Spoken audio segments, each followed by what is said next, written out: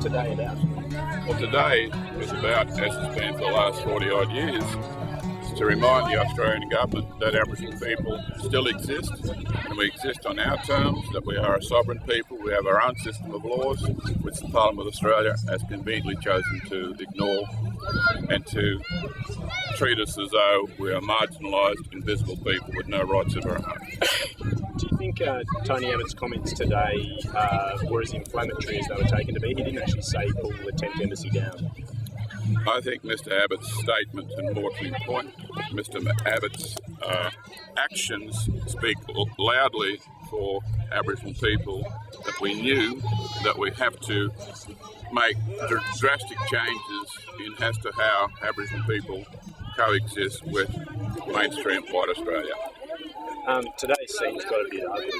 Is that a good way to have us living together, or everyone living together, sort of consolidate? Well, I agree that today's scenes were ugly, but that was not initiated by people from this tent embassy. That was initiated by the Federal Police and people associated with the Australian Security Services. They did not have to treat the Prime Minister like that, to manhandle her, to force her to lose her shoes like that. I think that was appalling behaviour on their part, and quite frankly, it's not good for the rest of Australia that these sort of actions are done to a Prime Minister of Australia. Warren Mundine and Mick Gooder say that they've backed Tony Abbott in saying that his comments weren't inflammatory, that he wasn't saying pull down the tent embassy, and that all he was saying is that relations between Indigenous and non-Indigenous Australians have moved on a lot in the last 40 years. What do you think about that? Well, I beg to differ that the racism in this country is as bad today as it was 40 years ago, and in many ways all the statistics, if anyone bothers to do any research of their own, they will find the statistics back up what I'm saying.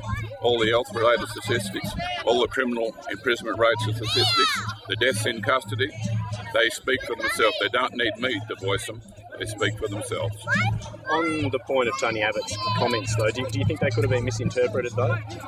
I think Miss Abbott's intentions were quite clear towards Aboriginal people, and they've been for a while. So his office seems to think that all he was saying is that a lot's changed in the last 40 years and that we've come a long way with reconciliation, the apology, etc. So you don't think that perhaps they might have been misinterpreted? No, I think the words that he said were taken in a context. The context were that we should be grateful for what white Australia has given to Aboriginal people. What they fail to acknowledge, it all comes from Aboriginal land. And they are enjoying the benefit of dispossession, violence against Aboriginal people, continuing violence. They've had the opportunity, they've had the means to address it, to do something about it. They've chosen not to. So with regards to the tent embassy, just with it, because it was taken today, many people were saying that he was calling for it to be torn down, but that's not actually what he said. You don't think that was misinterpreted? I rely upon Mr Abbott's statements and what he said about Aboriginal people. He supported the intervention in the Northern Territory. He was a member of the Parliament that moved for that legislation to be introduced, so that Aboriginal people who are to be citizens of Australia had their basic fundamental human rights squashed. Actions speak louder than words, I'm sorry. What do you think should happen to anybody who was violent from both sides today, from the police and also from some of the protesters who got a bit heated as well? I think common sense should prevail, and it is time that both parties sat down and talked about the terms and conditions upon how we exist on this continent as peoples. What's going to happen to the shoe? I think the shoe should be returned to the rightful owner, and the embassy has made it clear we're more than willing to, as a sign of friendship, of a sign of understanding that we have to embark upon a process of relationship. We want to return that shoe to her because it shouldn't be taken from her in the first place. Is it only if she comes down here that she'll get the shoe back? Well, we're hoping that she will extend to us the courtesies that we've had to show to her in the past, and that she will come and meet with us as a people. Do you think this will set government relations back with Indigenous people? The relationship with government people cannot be set back any further than what they are at presently right now.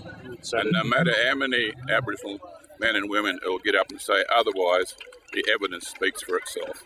Warren Mundine says that billions of dollars worth of land rights have been handed back over the past decade, and that things are going a long way. That in fact, the tent embassy isn't as relevant as it was, say, 20 years ago. What do you think about that? Well, I think the man doesn't know what he's talking about. I think he has to look at the statistics, the deaths in custody rate, the deaths of Aboriginal kids who are dying from preventable diseases.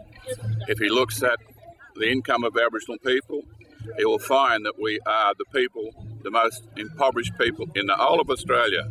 And if he wants to see that through some kind of strange magnifying glass, that's up to him. But the truth is that we are still the way we were 40 years ago. In some ways, we're worse off because this government, they are aware of these appalling conditions, but they choose not to do anything about it. Tony Abbott's obviously the man that's made these comments. What are you calling on him to do? Do you want an apology? Do you want a retraction? I think Tony Abbott's relevance to the Australian Parliament and to the Australian people, I think it should be an ink mark, a point in history. The sooner the better. Just one more thing. Warren Mundine described the protesters today as a rabble who should be charged. What do you think about that?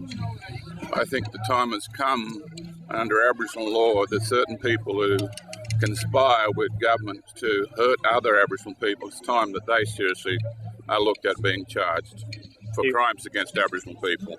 I think he was only trying to say we should all move on and try and work peaceful ways to work together. You cannot work a peaceful way when governments rely upon certain Aboriginal people to justify a position, a political position, a policy position that they take, and they conveniently choose to ignore the rest of Aboriginal people because they have one or two convenient spokespeople that they find comfort in the way that they respond to government's policies. These are not Aboriginal policy makers.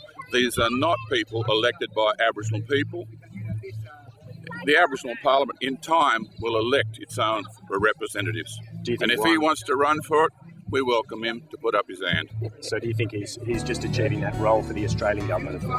Well, whose other interests do he serve? Is there anything else you'd like to add? No. Thanks very much for your time. Cheers. Have a good party.